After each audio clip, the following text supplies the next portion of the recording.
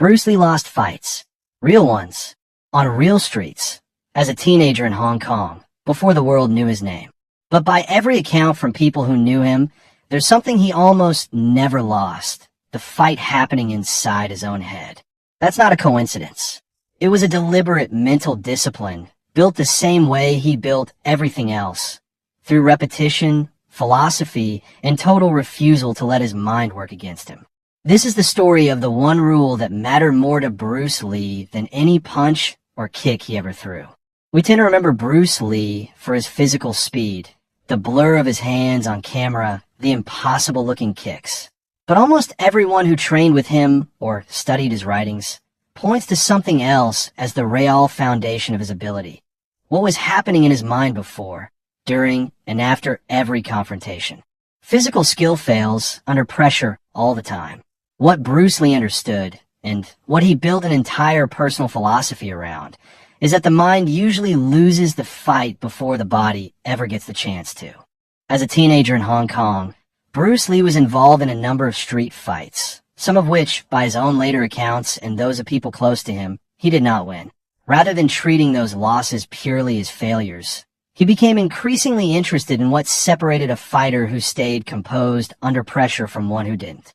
This curiosity deepened after he began formally studying philosophy at the University of Washington in the early 1960s, alongside continuing to develop his martial arts practice.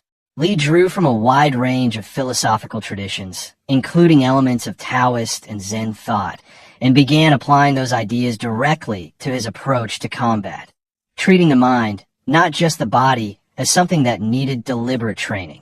Out of this thinking came concepts that would later define Jeet Kune, the idea of remaining formless and unattached to a fixed outcome, staying present rather than anxious about winning or losing, and treating fear and hesitation as the real opponents to defeat before ever facing another person. The conflict here isn't Bruce Lee against another fighter. It's Bruce Lee against a much harder opponent. The natural human tendency toward fear, hesitation, and self-doubt in the moment pressure actually arrives. Anyone who has competed in anything physical knows this problem intimately. The mind racing ahead to worst-case outcomes, the body tensing up in anticipation of failure, the internal voice second-guessing a decision that needed to be made instantly. Traditional martial arts training of the era, Lee grew up and often focused heavily on repetition of fixed forms, without directly addressing this psychological dimension. Lee's central insight, repeated across his writings and interviews, was that rigid, purely physical preparation wasn't enough. A fighter who was mentally rigid, attached to one expected outcome, one expected opponent, one expected sequence of events, would freeze or panic the moment reality diverged from a plan. The real fight, in his view, had to be won internally first, through a mind trained to stay adaptable and present regardless of circumstances. Most people don't know that Bruce Lee's famous phrase, "Be water, my friend," from a well-documented 1971 television interview, wasn't primarily about physical technique at all. In that same interview, Lee described the idea largely in terms of mental adaptability, not clinging rigidly to a fixed form or fixed expectation, but flowing naturally in response to whatever situation actually presents itself. Most people also don't know how much of Lee's personal library and writing focused on psychology and philosophy rather than fighting technique specifically. Extensive notes and annotated books on subjects like self-belief, focus, and overcoming fear treated with the same seriousness he applied to physical training. And few people realize that Lee frequently emphasized, in his own writings, that hesitation itself, not lack of skill, was often the deciding factor in a real confrontation, since a split second of doubt could cost far more than a technical gap in ability. Why does mental composure matter as much, or more, than physical skill under real pressure? Sports psychologists who study performance under stress describe a well-documented phenomenon.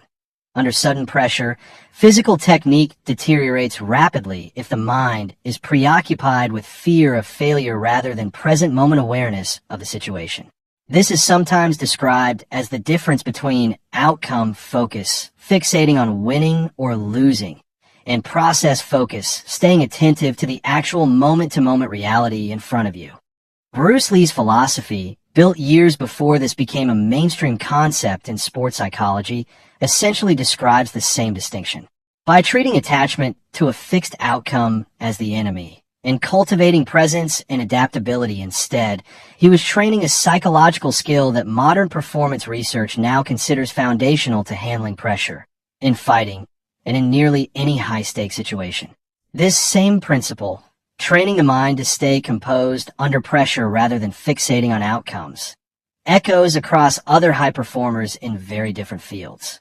Elite athletes across combat sports and beyond have described nearly identical techniques. Staying focused on the present action rather than the stakes of winning or losing, treating fear as a signal to manage rather than a verdict to accept. The vocabulary differs. Some call it visualization, some call it flow state. Bruce Lee called it being like water, but the underlying mental discipline is strikingly consistent across eras and disciplines. 8. Practical lessons. What can you actually take from this outside of combat? First, composure is trainable, not innate. Bruce Lee didn't start out mentally unshakable. He built that state deliberately through study and repeated practice, the same way he built his physical skills.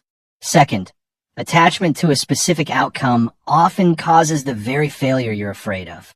Fixating on, "I need to win this," tends to produce tension and hesitation. Staying present with the actual task in front of you tends to produce better results, almost paradoxically. Third, hesitation is often the real opponent.